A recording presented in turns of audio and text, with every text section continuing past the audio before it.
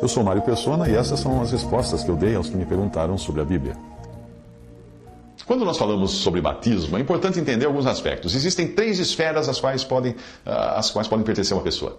Efésios 4, de 4 a 6, lendo essa passagem toda, nós vamos encontrar um círculo grande que abrange toda a humanidade, para a qual existe um só Deus e Pai, Pai aí no sentido de Criador, e esse círculo grande inclui todos os homens. Lembre-se da teoria dos conjuntos. Depois, dentro desse círculo grande, existe um círculo menor, que é o círculo do um Senhor, uma fé, um batismo. E a esfera à qual pertencem todos os que são batizados com o batismo cristão, ou seja, pessoas que passaram a levar sobre si o nome de Cristo, são chamados de cristãos. E essas pessoas reconhecem também Jesus como Senhor, ou como autoridade, mesmo que não se sujeitem a Ele. E são pessoas que estão incluídas numa só fé, no sentido da crença da existência de Jesus apenas. Não são pessoas, nem todos são realmente convertidos. Este círculo inclui toda a cristandade, tanto os falsos como os verdadeiros, tanto o joio quanto o trigo. Ok? Em seguida vem um círculo menorzinho ainda, que é um corpo, um espírito, uma esperança. Esta é a esfera à qual pertencem os salvos, verdadeiros crentes em Jesus. Portanto, o batismo introduz a pessoa apenas no segundo círculo. Ele não salva. Tendo isso em mente, nós vamos encontrar nas Escrituras diferentes tipos de batismo. Nós temos o batismo em Moisés, 1 Coríntios 10, 2. Independente de sexo ou idade, todos os que saíram do Egito foram batizados em Moisés, inclusive as crianças. A maioria não chegou a Canaã. Muitos eram incrédulos, como fala em Hebreus 3,19, e não aproveitaram a palavra ouvida por não ter sido acompanhada de fé, como fala em Hebreus 4,2. Depois você tem também os batismos judaicos, em Hebreus 6,2 e Hebreus 9,10, também chamados de abluções, em Marcos 7, de 3 a 4. Aí você encontra o batismo de João para arrependimento, em Mateus 3,11, e para perdão, em Marcos 1,4, Lucas 3,3.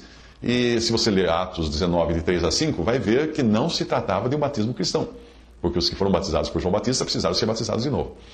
Aí você tem o batismo cristão, e aqui é que entra o assunto do círculo cristão, onde é introduzido o batismo, ou o batizado, não é? E esse círculo inclui tanto os falsos como os verdadeiros. O batismo não distingue quem é salvo, o batismo distingue quem toma sobre si, voluntariamente ou não, o nome de Cristo. Então o batismo não regenera e nem pode salvar uma alma. E o batismo também não tem ligação com João 3,5, porque em João 3,5 fala do novo nascimento. Aquela água não é água de batismo que fala ali. Ninguém é regenerado pelo batismo. E você poderá perceber que a regeneração de uma alma só acontece por meio da palavra de Deus e pelo poder do Espírito Santo, dando nova vida, novo nascimento e uma nova natureza para a pessoa. Tem muitas passagens que falam disso. O batismo, ele efetua uma mudança de posição. O batizado, ele passa a identificar-se com o nome de Jesus Cristo e entra então para o círculo que é reconhecido em toda a humanidade como sendo o círculo cristão, da cristandade. Essa identificação com Cristo é só exterior. Porque todos os quantos foram batizados em Cristo, Paulo escreve, todos quantos fostes batizados em Cristo, já vos revestistes de Cristo. Veja, é como vestir uma roupa, vestir a camisa, Gálatas 3,27. Porque todos sois filhos de Deus pela fé em Cristo Jesus, Gálatas 3,26. Agora sim, essa identificação da alma, a identificação interior, que é pela fé em Cristo Jesus. Leia também João 1, 12 e 1 João 3, 1. Portanto, o batismo transforma a pessoa num discípulo, embora um discípulo possa também ser falso discípulo, como nós vemos em João 6, de 60 a 66. O batismo identifica a pessoa com a semelhança da morte de Cristo, como ensina Romanos 6, de 3 a 4. A pessoa passa para uma posição não somente de morta, mas de sepultada. Ela exterioriza uma posição que ela deveria ter assumido pela fé. Alguns não aconteceu nada, mas o batismo seria a exteriorização disso que deveria ter acontecido realmente na pessoa. O batismo salva como figura, 1 Pedro 3,21. Quando se fala de salvação em conexão com o sangue de Cristo, fala-se de salvação eterna, com a alma passando a ter um lugar diante do trono de Deus, diante de Deus. Mas quando se diz que o batismo salva em figura, isso está em conexão com o seu significado, ou seja, significado de morte.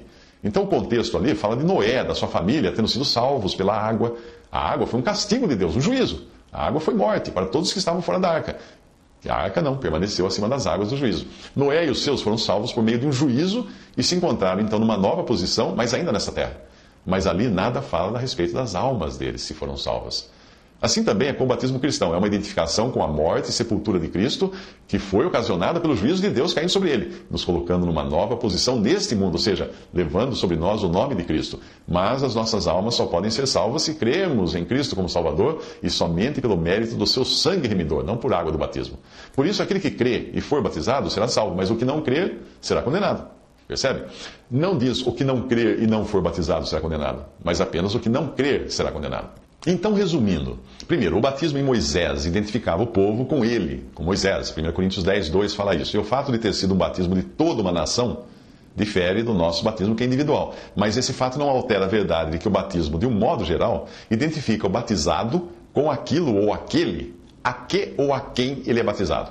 Percebe? Eles foram batizados em Moisés, a Moisés. Segundo ponto, o batismo de João era um batismo de arrependimento para perdão de pecados. Mateus 3,11, Marcos 1,4, Lucas 3,3, Atos 13,24. E esse batismo de João Batista tinha em vista uma vida conforme os preceitos ditados por João. Você lê isso em Lucas 3, de 10 a 14. Também tinha a ver com uma esperança no rei que estava chegando. Isso você vê João 1,31 e Atos 19,4. Então o batismo de João Batista não era um batismo cristão. Esqueça esses que usam o batismo de João Batista como um exemplo de batismo cristão. Não era. Terceiro ponto do nosso resumo agora. O batismo coloca sobre a pessoa um distintivo de que agora ela professa a fé cristã. Gálatas 3,27. No sentido de se unir àqueles que são identificados como cristãos, sem levar em conta se é genuína ou não a sua conversão. O batismo não é isso.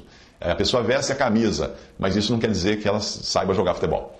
Uma pessoa pode se vestir como soldado, mas isso não faz dela um soldado, não é mesmo? Ela não tem a natureza do soldado. Quarto ponto do batismo. O batismo muda o terreno sobre o qual a pessoa se encontra. Ela estava no terreno do paganismo e ela passa ao terreno do cristianismo. Portanto, uma criança que foi batizada ainda nenê, ela não é mais pagã. Ela tem sobre si o nome de Cristo, ainda que tenham sido outros que a tenham colocado nesse terreno. Assim como Moisés, quando saiu do Egito, ele não deixou as crianças para trás. Falou assim, quando vocês decidirem, vocês saem. Não, ele também levou as crianças naquele que é uma figura do batismo, Moisés. Quinto ponto, o batismo inicia a pessoa no discipulado também sem levar em consideração se é uma pessoa verdadeira ou não, um discípulo ou não verdadeiro. Isso você encontra em várias passagens. Sexto ponto, o batismo significa se colocar no lugar de morte, a semelhança da morte de Cristo. Sétimo ponto, o batismo significa ser sepultado. O primeiro homem, Adão, e esse primeiro homem que nós temos, descendente de Adão, e a posição do primeiro homem precisam ser eliminados de diante de Deus. Foi isso que Cristo fez na cruz. E isso nós assumimos para nós quando somos batizados, dando testemunho público de que nós morremos e fomos sepultados com Cristo. Oitavo, o batismo, com os benefícios também que acompanham o batismo, salva, mas só no sentido temporal, externo, exterior, em relação com a esfera da profissão cristã nesse mundo.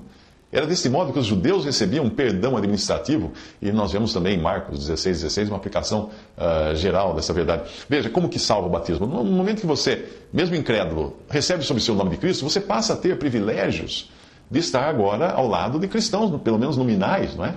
E também preservado de outras coisas que você poderia estar fazendo no paganismo. Então, nesse sentido, ele salva, ou seja, coloca você a salvo de muitas coisas.